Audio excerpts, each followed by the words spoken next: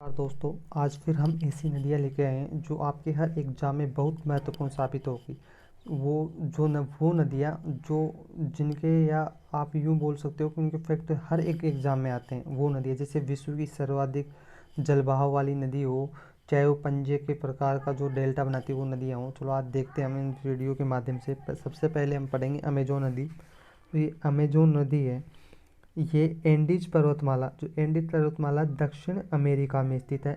इस पर यूँ मान लो एंडीज पर्वतमाला पर अधिकतर जो ऊंचे स्थान है ना वो आपको एंडीज पर्वतमाला पर ही मिलेंगे विश्व के। तो ये नदी एंडीज पर्वतमाला से निकलती है। जो एंडीज पर्वतमाला से निकलती है, दो इसकी सहायक नदियाँ वो आकर इसमें मिलती है। और ये है जो कोलंबिया, इक्वेडोर और जो ये पेरू देश है, इसमें बहते हुए ये जाकर अटलांटिक महासागर में जाकर गिर जाती है अमेजन नदी। ठीक है, ये तो इसका उद्गम और ये इसका जो डेल्टा कहाँ बनाती है या जहाँ जिस सागर में जाकर गिरती है वो है। अब इसके बारे में अपन देखते हैं। एक ब्राज़ील देश में भी बहती है, 4 देशों में बहती है। इसकी डिटेल यह है। नील नदी जो विश्व की सबसे लंबी नदी है, उसके बाद विश्व की दूसरी सबसे लंबी नदी है। यह विश्व की सर्वाधिक जल बहाव वाली नदी है। सर्वाधिक जल बहाव वाली नदी तो अमेजन नदी है, जबकि सर्वाधिक विश्व की सबसे लंबी नदी है वो नील नदी है। इस नदी का उद्गम एंडीज पर्वतमाला के क्षेत्र से होता है। यहाँ से पूर्व दिशा में बहते हुए अटलांटिक महासागर में जाकर गिरती है।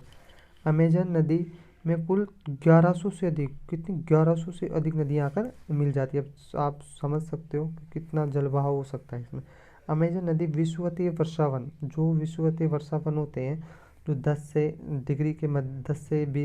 10 डिग्री के मध्य होते हैं, जो भूमध्य रेखा के उत्तरी और दक्षिणी गोलार्ध में, उन वनों को सेलवास वन कहा जाता है।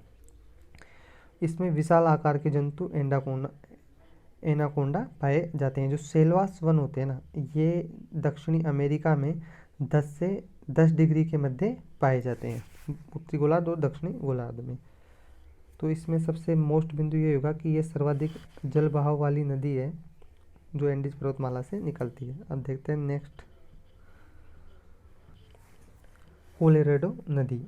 ये अपन ने जो पहले अमेजन नदी पढ़ी थी वो तो दक्षिण अमेरिका की थी, जबकि ये उत्तरी अमेरिका की है। देखते हैं इसको। कोलोराडो नदी है जो रॉकीज पर्वतमाला है उत्तरी अमेरिका की, जिससे ये रॉकीज पर्वतमाला उत्तरी अमेरिका की, जो ये उत्तरी अमेरिका में जो ला प्रोसे झील है ना उससे निकलती है।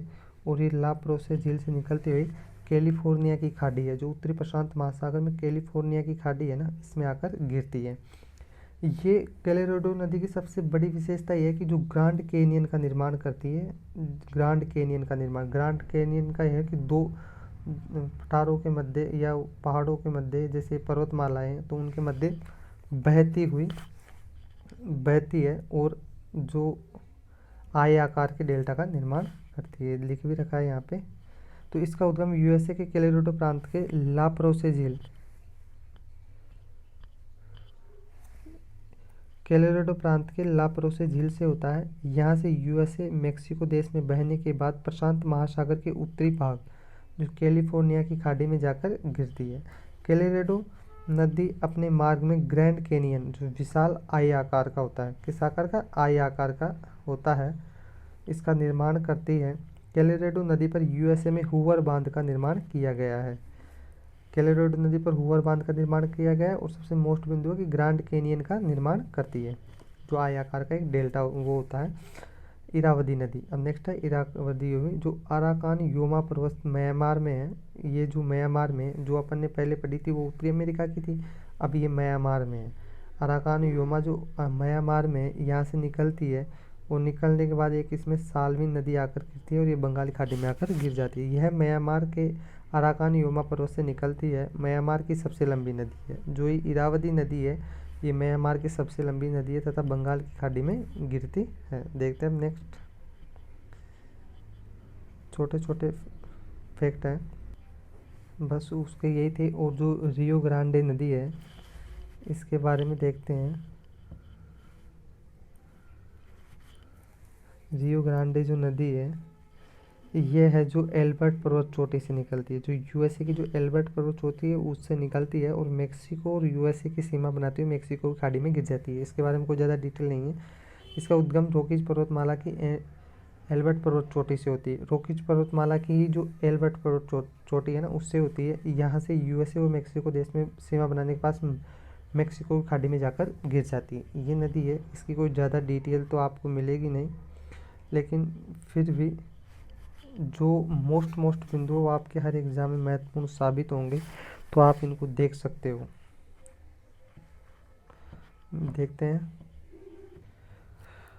आज के लिए इतना सा ही। कल हम देखते हैं ऐसी नदियाँ के बारे में पढ़ेंगे जो आपके लिए बहुत महत्वपूर्ण होगी, जैसे बर्ड फूड डेल्टा कौन सी नदी बनाती है। सबसे मोस्ट बिंदु तो ये होगा कि पक्षी के पंजे के समान जो डेल्टा बनाने वाली नदी पढ़ेंगे, सोने के भंडारों वाली नदी पढ़ेंगे, डाउन्स घास भूमियाँ किस नदियों के किनारे पर है वो नदियाँ पढ़ेंगे, किस नदी के किनारे फर्तनगर बसा हुआ वो पढ़ेंगे, जैसे जो नेशनल पार्क है हॉर्टोन नेशनल पार्क, वो किस नदी के किनारे पर ये पढ़ेंगे। ऐसे बहुत सारे वो है जो पढ़ेंगे।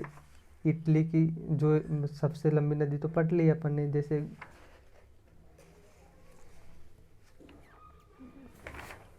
बहुत सारी मोस्ट नदियाँ हैं। सेंट लॉरेंस नदियाँ हैं, ये भी पढ़ेंगे अपन। जो सेंट लॉरेंस नदी है जो सबसे बड़ा समूह है किसका, मीठे पानी की झीलों का सबसे बड़ा समूह है, जो 5 झीलों को जोड़ने वाली नदी है, वो सेंट लॉरेंस नदी है। उसके बारे में पढ़ेंगे।